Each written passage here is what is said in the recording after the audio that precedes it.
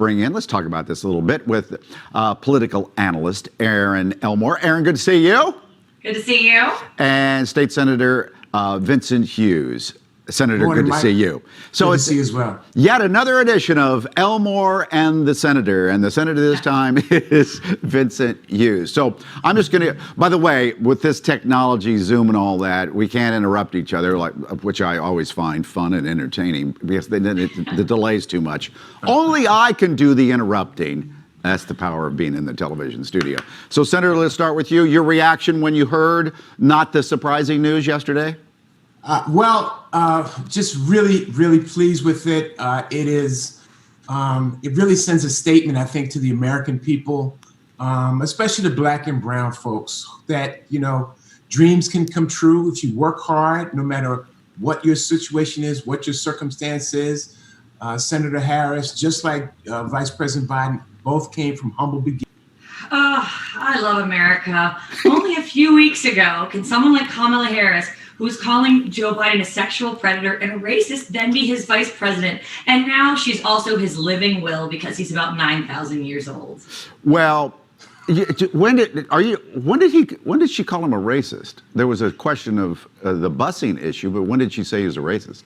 There was various times when she spoke about the busing issue that she alluded to and indicated the fact that she thought he was a racist individual and harbored racist thoughts. I mean, he does have a relationship with former KKK heads and things of that nature, so his track record isn't that great. But if you want to get into her track record, I don't know how much time I have. I've got plenty to say. Okay, I think you're referring to when there was a point in the debate in late June of 2019. And I think she started the comment, she doesn't believe he's a racist. Okay, want to talk about the sexual predator one then? Because she did say that.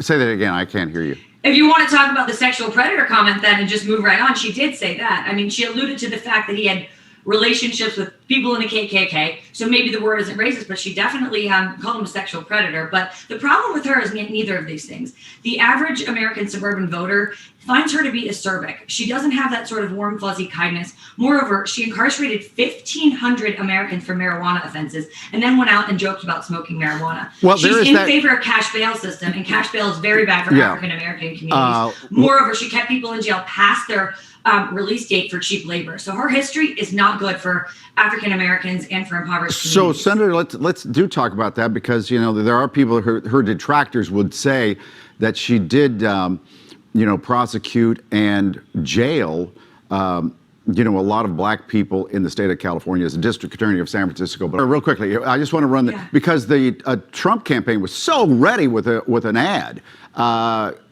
Justine, if you have that, roll that now. Yesterday. Kamala Harris ran for president by rushing to the radical left, embracing. And he also said that she's many misstatements. She hasn't told the truth. But then, you look at the Wall Street Journal, they always put out this thing that the President Trump has said like 15,000 lies in 3.5 years. Perhaps, but I was going to comment just that if you want to talk about those KKK names, I would advise the senator to please take to Twitter and actually give the names of the people you're making these allegations about, because there's not one. Having said that, if you want to talk about the person, go to Charlottesville. No interrupting. Okay. No interrupting. Hold on, Remember Senator. the rules. Because of the technology, that I didn't can't hear interrupt either you. one of you. Don't interrupt a lady. Go ahead, Erin. Having said that, I completely lost my train of thought, but Kamala Harris is the one that wants to raise taxes. She wants to destroy energy jobs in the home state of Pennsylvania. She is not good for the American economy and for the American consumer and the American person. And if you want to talk about racism, Bill Clinton incarcerated more African American men than any president in the history of our country, and Joe Biden was part and parcel to that, banging his fist and supporting it every step of the way. I guess Joe Biden might be still dogged by that from the 90s, Senator, the crime bill. Erin? No, he should have picked Michelle Obama, who actually has popular appeal. Joe Biden's too old, and she's his living will. So, if you were a Democratic strategist, you would have picked Michelle Obama, even though she didn't want to run. But that would be the ultimate choice. Begged Michelle Obama. Okay, Senator. Then they would have had a real shot. Is the VP that important?